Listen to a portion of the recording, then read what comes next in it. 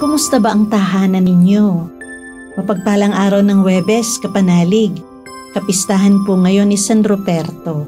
Ito po si Sister Rose Agtarap ng Daughters of St. Paul para sa mabuting balita. Atin ang pagnilaya ng Ebanghelyo ayon kay San Lucas.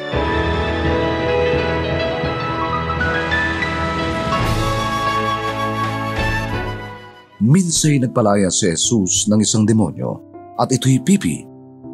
Nang lumabas na ang demonyo, nakapagsalita ang pipi at namangha ang mga tao. Ngunit sinabi ng ilan sa kanila, "Pinalayas niya ang mga ito sa tulong ni Beelzebul na pinuno ng mga demonyo." Gusto naman ng iba na subukin si Jesus at humingi sila sa kanya ng isang tanda galing sa langit. Alam ni Jesus ang kanilang iniisip, kaya sinabi niya sa kanila, "Mabubuwag ang bawat kahariang nagkakahati-hati at magigiba roon ang mga sambahayan. Ngayon, kung nagkakahati-hati si Satanas, paano magtatagal ang kanyang kaharian? Di nga ba't sinasabi nyo na nagpapalayas ako ng mga demonyo sa tulong ni Beelzebul?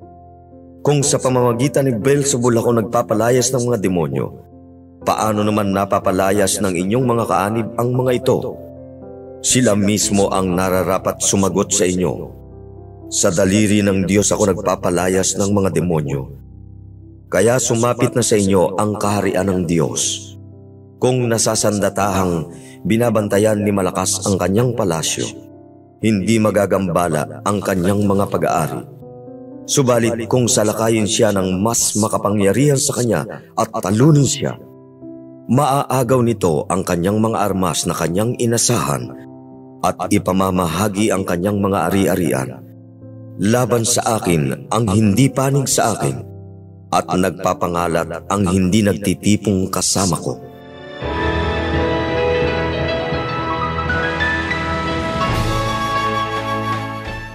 Bawat kahariang hindi nagkakaisa ay babagsak at ang tahanang nag-aaway-away ay mawawasak. Ito ang sinasabi ng mabuting balita ngayon sa verse 17. Hayaan ninyong ituon ko ang ating pagninilay sa talatang ito. Ano ba ang karaniwang sanhi ng hindi pagkakaisa ng isang kaharian o bansa? Sa naoobserbahan ko sa ating pamahalaan, ang unang naghahati-hati sa ating mga pinuno ay personal na ambisyon. Kapag lahat ay may ambisyong maupo sa mas mataas na posisyon, asahan natin ang siraan at pagkalat ng disinformation sa kalaban upang siraan ito. Ang dating magkaibigan at magkakampi ay nagiging magkalaban dahil sa paggagahaman sa posisyon. Kapanalig, tandaan natin, ang pagkakaisa ay sa Diyos, samantalang ang pagkakahati-hati ay sa kalaban. Gayon din naman sa tahanan, ang pagkakaisa at pagpapatawad ay sa Diyos. Subalit ang pag-aaway-away ay kagustuhan ng demonyo, lalo na kung nagpapataasan ng pride ang mag-asawa o magkakapatid, sa halip na magpatawad o sikaping magkaunawaan. Lalong hindi kalooban ng Diyos ang magpatayan ng magkakapatid dahil sa mana at ari-arian. Kapanalig, ang pagkakahati-hati at pag-aaway-away ay hindi galing sa Diyos.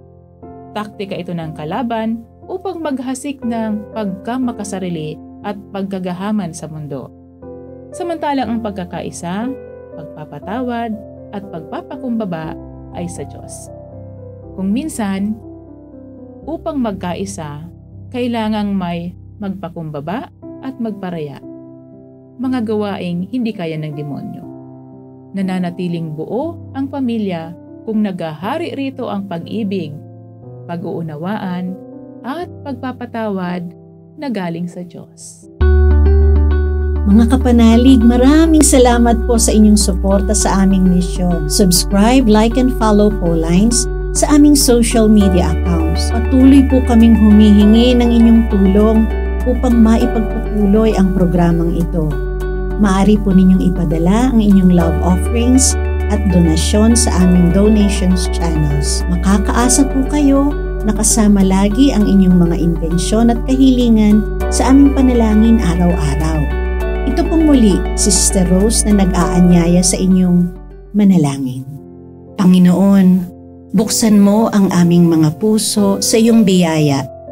Sama-sama nawa kaming maglakbay sa daan ng pagbabalik loob at kalayaan ng may pag-asa, nang maipagdiwang naming ng buong kagalakan ang tagumpay ng Panginoong Hesukristo laban sa kasalanan at kamatayan.